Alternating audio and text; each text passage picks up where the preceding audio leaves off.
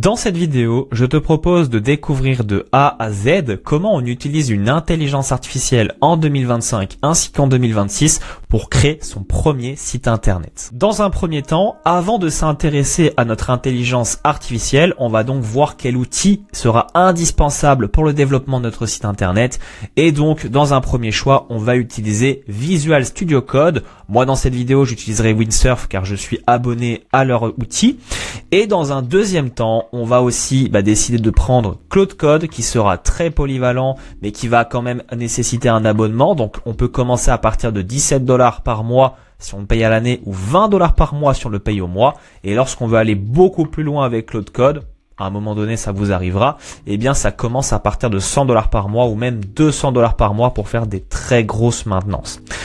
Une fois qu'on a ces deux outils et qu'on a donc installé, donc pour installer Claude Code c'est très simple, on va juste sur la page, tout sera en description bien sûr, on se rend sur Claude Code ici.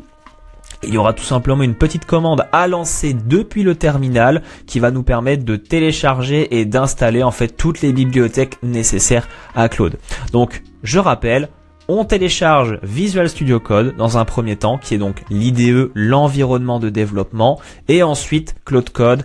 Et après, on a juste à prendre son abonnement et lorsqu'on lancera Claude Code pour la première fois, eh bien, il vous sera demandé de vous connecter. Faites-le pas avec une API, mais bien avec votre compte Claude. Vous aurez juste à suivre les instructions, c'est très facile. Maintenant, on va passer à la deuxième partie qui est la plus importante. Et jusqu'ici, on a simplement installé les outils nécessaires pour la création de notre site internet. En deuxième partie, vu qu'on travaille avec une intelligence artificielle, ce n'est pas nous qui faisons du développement. C'est un petit peu comme si vous aviez un développeur à côté de vous et que vous étiez assis à côté de lui. Et donc, c'est vous qui lui donnez vos consignes et vous le regardez faire tout simplement. Comment ça se passe avec Claude, avec ChatGPT ou tant d'autres? Eh bien, on va utiliser un fichier de contexte. Et là, ça va être très important car nous allons le retrouver juste ici à gauche. Nous allons donc l'afficher. Et ici, en l'occurrence, avec Claude Code, on va donc utiliser un fichier qui s'appelle claude.md. Ici, bien entendu, moi, ça s'affiche de cette manière car j'ai une extension dans mes bibliothèques qui est tout simplement le matériel icône thème, qui est un peu plus pratique pour bien visualiser en fait à quoi ressemblent les fichiers. Je vous le recommande en tout cas. Donc pour revenir à nos moutons, donc on a le guide de création de site web pour les consignes Claude en version condensée. Donc là, c'est vraiment quelque chose de pratique et rapide avec une table des matières. Donc c'est Claude qui l'a rédigé lui-même en fonction de ce que je lui ai dit. Donc c'est Claude qui a créé son propre fichier de consignes selon mes propres consignes. Et donc on va avoir l'introduction, les technologies, les règles de codage, les structures, les règles pour les images, pas de back-end, pas de formulaire. On veut juste faire un site vitrine dans un premier temps. C'est une vidéo pour créer un site internet simple, mais pour savoir utiliser notre intelligence artificielle. Donc une fois qu'on a bien donné toutes les consignes nécessaires, si jamais vous souhaitez récupérer ce fichier, il suffit simplement de venir me voir. Il n'y a aucun souci, je peux vous donner ce fichier-là. Comme ça, vous pourrez aussi vous-même utiliser ce fichier-là pour créer votre site internet plus tard. Donc maintenant qu'on a créé notre fichier de contexte, on va simplement le fermer ici et on va créer un nouveau fichier via les petites icônes qu'on a juste en haut à gauche qui va s'appeler index.html. Donc je rappelle pour ceux qui ne sont pas encore abonnés à la chaîne ou pour ceux qui regardent les vidéos, cette formation gratuite dans cette vidéo-là va vous permettre de voir comment on utilise une IA pour créer un site internet. Si vous voulez la formation complète qui est de comment utiliser l'IA, comment utiliser avec des modifications, comment créer, comment publier, manager avec GitHub, il y a la formation qui est disponible depuis l'espace commentaire et également en description au tarif de 29,90 €. Donc n'hésitez pas à aller la voir, ça peut toujours vous être utile et apprendre pas mal de choses sur le développement web. On revient donc à notre index. Pourquoi un index? Parce que c'est le point d'entrée. C'est comme ça qu'on fait, on ne fait pas autrement. Si j'avais mis par exemple marketing.html, eh bien ce serait une autre page, marketing.html, mais le index.html c'est toujours le point d'entrée. On ne met jamais autre chose que index.html. À partir d'ici, on va donc pouvoir ouvrir notre extension Claude. Donc par défaut, dans votre IDE, vous pouvez télécharger l'extension via le panneau ici. Donc là, je vais directement sur Claude Code. Si vous ne le trouvez pas, eh bien vous tapez tout simplement Claude Code tout en bas et vous aurez donc dans les extensions qui vont s'ouvrir. Alors si Claude Code il ne trouve pas, on va faire Claude. Peut-être qu'il va trouver un petit peu plus facilement. Voilà, juste ici. On est en version 2.034 actuellement où je fais cette vidéo-là. On a juste à faire installer et on va pouvoir l'utiliser directement via les petites icônes qui sont tout en haut à droite. Une fois que c'est fait, je vais donc ouvrir mon Claude. Donc bien entendu, moi je l'ai mis en réglage terminal. Par défaut, vous n'aurez pas la même interface. Vous aurez une interface de chat un peu comme ce que Codex propose, mais il vous propose que si vous voulez l'afficher en mode terminal, vous avez une petite option à décocher, mais rien de bien grave, hein, c'est exactement le même principe, il est juste plus efficace en mode terminal. Donc quand je vais cliquer ici, on va avoir une nouvelle fenêtre qui va s'ouvrir avec, bien entendu, Claude Code en version terminal. Maintenant, il va donc attendre mes instructions pour justement pouvoir créer un site internet. Et justement, ce que je vais faire, c'est que je vais créer le prompt, on va faire le tour ensemble et ensuite on va voir le résultat qui sera fourni. Le prompt étant fait, je vais donc vous montrer maintenant un peu comment ça va se passer. Donc on va juste faire le tour de ce que je lui ai demandé. Premièrement, ici on peut retrouver que j'ai fait un petit arrobase. Donc le @ en fait quand on fait un @ eh bien ça va nous ouvrir en fait les fichiers qui sont disponibles à l'intérieur. Donc bien sûr ici on a par exemple claude.md, index.html et d'autres éléments qui sont vraiment reliés aux agents. Ça on ne va pas s'en occuper. On va donc juste mettre index.html et en fait on va faire le petit tabulation qui va permettre de rentrer le nom du fichier. Là, je vais l'enlever parce que je l'ai déjà fait au début, mais ça permet de mettre en fait un fichier en contexte pour qu'il sache où justement entrer le code, même s'il le sait, mais on le rajoute toujours. Donc j'aimerais créer un site internet pour un développeur web du nom de Anthony Marandon, âgé de 27 ans avec 5 ans d'expérience. L'objectif c'est de faire un portfolio avec une première mention en biographie, une deuxième section avec les stacks utilisés, une troisième section avec les différents projets déjà réalisés, une quatrième section avec une carte de comparaison entre le prix proposé pour créer le projet pour un utilisateur et à droite la formation disponible au tarif de 29,90 en annexe, etc., etc. Donc je lui donne simplement mes consignes visuelles de ce que j'attends en fait sur le site internet. On n'a pas besoin de faire un prompt non plus ultra détaillé car le fichier de contexte contient déjà les informations pour structurer un fichier JSON, pour avoir les informations de l'utilisateur. Il peut vous poser des questions par rapport au thème que vous voulez utiliser, etc. Donc je vais vous montrer en live, je vais faire entrer. Et là, comme on peut voir, Claude va se mettre à travailler. Il est possible qu'il aille nous poser des questions, justement, avant de commencer, parce que c'est ce que je lui ai demandé, et comme je viens de vous dire, dans le fichier de contexte. Donc là, on peut voir une première réponse. Parfait, je vais vous aider à créer un portfolio professionnel pour Anthony Marandon. Avant de commencer le développement, je dois collecter quelques informations essentielles. Donc, il va préparer une sorte de formulaire, au format terminal sur laquelle je vais devoir répondre. Et donc on va le faire ensemble. Je vais juste attendre qu'il ait fini. Alors, où réside Anthony Marandon? Ville et pays. Donc là par exemple, on va supposer, j'habite pas du tout là, on va dire ok, j'habite à Paris, France. Ok, quelles sont les technologies stack principales à présenter dans la section compétences? Donc front-end, back-end, full stack. On va rester sur du front-end et on peut d'ailleurs également ajouter on peut ajouter ça, aucun souci. On va faire next. Voilà, quel style visuel préférez-vous pour ce portfolio? On a le choix entre moderne et minimaliste, dynamique et coloré, professionnel et sobre. Donc on va plutôt aller sur professionnel et sobre. Avez-vous des coordonnées de contact à afficher? Email, téléphone, réseaux sociaux. On va dire oui, je fournirai les coordonnées. Et là en fait il nous a fait un petit formulaire à 4 choix.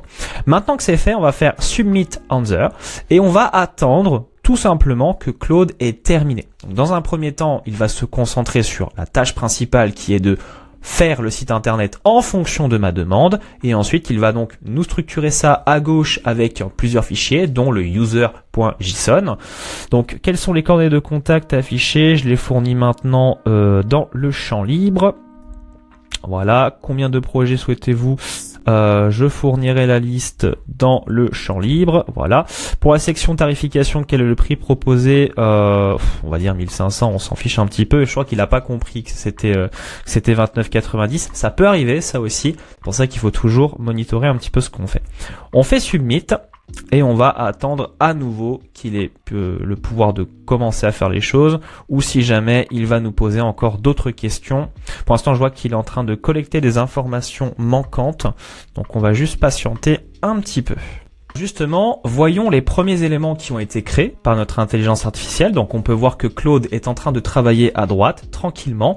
Et pendant ce temps-là, il nous a bien ajouté différentes informations, dont le petit arbre de données que j'ai mentionné dans le fichier de contexte, le user.json. C'est une manière en fait de permettre à l'IA d'aller fetcher un peu les informations présentes. Donc à chaque fois qu'on fera une modification, il est censé les changer. Ça permet en fait d'avoir un petit aperçu de l'utilisateur, de ce qu'il fait, et en fait l'intelligence artificielle fonctionne comme ça en data.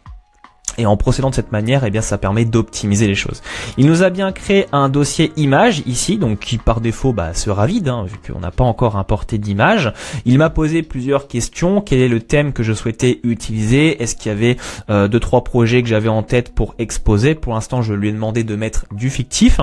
Notamment tout à l'heure, comme je vous ai dit, il m'a posé la question sur le tarif. Alors c'était pas sur la formation, il avait bien compris que c'était 29,90, mais effectivement, il y avait le côté projet qui n'était pas spécifié, et donc il a bien posé la question à partir de combien c'est le projet. Donc, vous voyez, c'est vraiment votre assistant, il est là pour vous aider à créer un site internet. On est vraiment loin de la friction de mince, comment fonctionne HTML, comment fonctionne un site web. Non, on est vraiment posé. On pose nos questions, on établit en fait le contact avec Claude en répondant à ces différentes questions, et par rapport à tout ça, ensuite il va nous créer dans le index.html, donc là c'est en cours de travail, donc ça va se faire incessamment sous peu, et on va pouvoir justement contrôler le résultat à la fin. Donc je vais attendre que ce soit fait, et dès que c'est terminé, on se retrouve derrière. Code vient de finir la génération, et donc il nous a créé plusieurs fichiers, donc le user.json comme on a vu tout à l'heure, le dossier image et bien sûr le readme.md qui est un fichier de documentation, et notre code principal qui est donc dans l'index.html. Bien sûr, pour aller voir un peu à quoi ressemble notre code, il y a une extension qui est très pratique que vous pouvez mettre dans votre éditeur de code et qui va tout simplement s'appeler Live Server. Et le fait d'avoir cette extension, ça va vous permettre de lancer un serveur de développement, donc c'est celle-ci de Ricky Dway avec une petite icône violette. Et lorsque vous l'aurez installé, eh bien vous aurez un petit bouton en bas, donc qui s'appellera Go Live. Et quand vous cliquez dessus, ça va ouvrir en fait votre site internet directement dans une nouvelle page. Et à partir de là, on pourra donc regarder les différentes choses qui ont été faites. Donc là, je peux constater juste un petit problème de départ. C'est bien entendu très fréquent avec l'utilisation de l'intelligence artificielle, et c'est un problème d'encodage. Pourtant, c'est spécifié dans le fichier de contexte, mais il arrive parfois que Claude, vu que c'est un outil agentique, quand on fait juste du HTML, lui il est habitué à travailler avec des frameworks beaucoup plus polyvalents comme React, etc. Donc je vais tout simplement faire une petite demande à notre intelligence artificielle. Je vais dire attention à l'encodage, il n'est pas bon actuellement dans le index.html.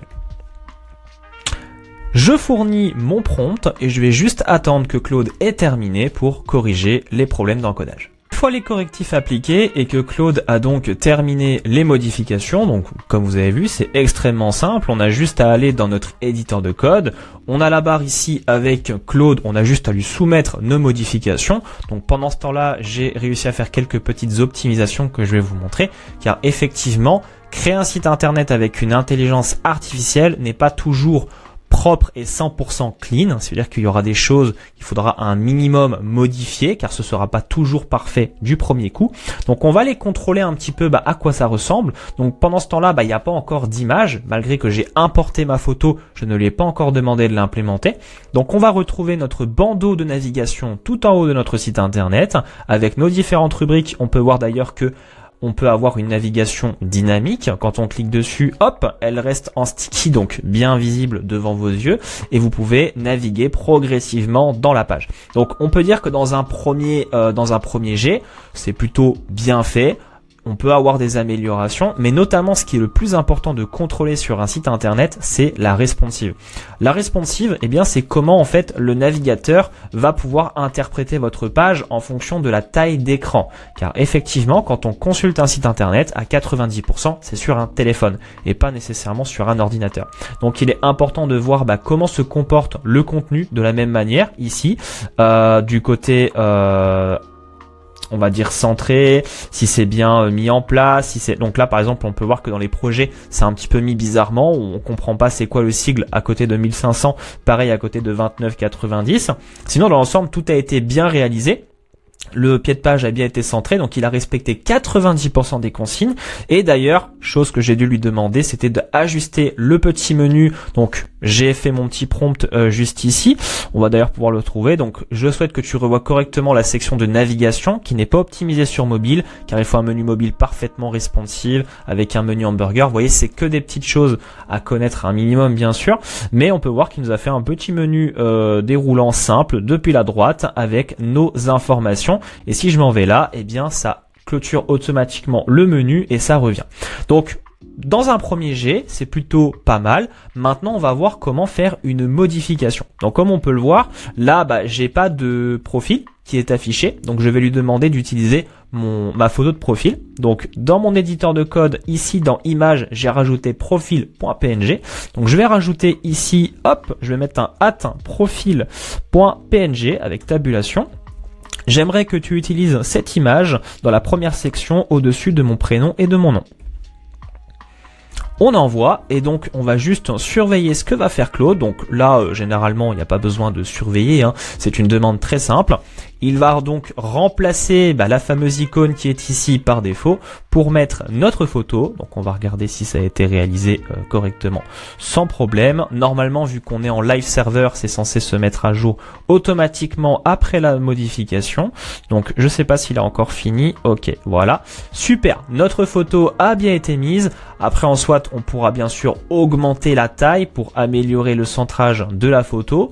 Donc pareil, là on peut voir qu'il est en train de faire la mise à jour. Je vais attendre qu'il ait terminé et on va lui dire: je trouve que la photo n'est pas très bien centrée. J'aimerais que tu augmentes la taille du cercle et améliorer le centrage de l'image à l'intérieur. Hop. Donc ceux qui se poseront la question de comment je fais pour parler à l'oral dans le terminal, tout simplement j'utilise Voice Inc. Ce n'est pas une publicité pour eux, c'est simplement un outil que je trouve formidable et qui vous permet en fait d'utiliser votre système audio pour parler et ça transcrit automatiquement. C'est un modèle d'IA local. Donc hop, il a bien donc bon, le centrage n'est pas encore tout à fait parfait. Après, comme je vous dis, quand vous créez un site internet, il faut prendre le temps, ça se fait pas juste en 5 minutes, c'est du temps à consacrer à votre site internet et donc de faire en sorte que ce soit le mieux possible. On va considérer que c'est bon et donc on va descendre un petit peu plus bas. Donc là, on a les stacks qui sont proposés, donc là j'ai rien à dire. Au niveau des projets, j'ai pas envie de faire une vidéo qui dure 1 heure, donc on va dire que c'est correct. Ça fait des belles cartes. Il y a juste à rajouter les images après en ce qui concerne. Donc pareil, dans le dossier images, vous mettez, vous lui dites voilà, il y a telle image pour tel projet, je veux que tu la mettes à tel endroit. Ensuite, c'est juste dans les tarifs et services que je trouve que c'est pas très clair. Donc j'aimerais que tu améliores la section du pricing avec vraiment une carte de comparaison dans un seul conteneur avec la partie gauche et la partie droite et surtout en montrant bien le sigle euro car actuellement c'est un sigle étrange qui est affiché. On envoie ça, on attend qu'il ait terminé et on va voir le résultat. Que Claude a terminé ses modifications, j'effectue donc un second contrôle pour voir si ça me plaît un peu plus. Et là, effectivement, je m'y retrouve un petit peu mieux, c'est un peu plus compréhensible. Surtout que j'ai enlevé la petite étiquette rapport qualité-prix, vu que ce ne sont deux choses complètement différentes. On a d'un côté les projets, d'un côté la formation. C'est plutôt bien présenté, c'est clair. On a un côté bleu, un côté blanc pour le contraste. Si on contrôle sur l'affichage mobile, et bien sûr, ça s'affiche parfaitement bien. On a la première carte qui est là avec la seconde carte qui est juste en bas. Donc on peut dire que franchement au niveau du résultat, eh bien c'est plutôt professionnel, ce qui veut dire que là nous avons 90% de notre site internet. Le reste, ça va être en fonction de si vous voulez modifier un lien dans un bouton. Admettons, voilà, dans me contacter, par défaut, c'est marqué. Alors, j'ai ma caméra qui est ici, je le vois pas. Là, ça nous redirige sur hashtag contact. Donc par défaut, ça nous redirige tout en bas. On pourrait très bien aller voir notre Claude et lui dire dans la section principale de présentation ou alors si jamais vous ne savez pas, eh bien tout simplement c'est la section héros, c'est la première, là où c'est marqué me contacter. En fait, c'est comme si vous parliez à un développeur, vous dites à la place de rediriger à la section contact, mets mon numéro de téléphone, mets un petit texte prédéfini. Tout est possible. Il n'y a vraiment aucune limite à l'utilisation de l'intelligence artificielle dans un projet. Donc c'était à peu près tout pour cette vidéo concernant comment on utilise une intelligence artificielle pour créer un site internet. Mais avant tout, il est important de voir comment sauvegarder ces modifications. Parce que bien sûr, quand on fait un site web, eh bien là on n'a rien sauvegardé. C'est-à-dire que si notre PC crash, on ne sait pas où en sont nos données. Ce sera sauvegardé, mais il est important quand vous utilisez un éditeur de code, eh bien c'est d'utiliser en fait Git. Donc si vous ne l'avez pas installé, tout simplement je vous invite à le faire.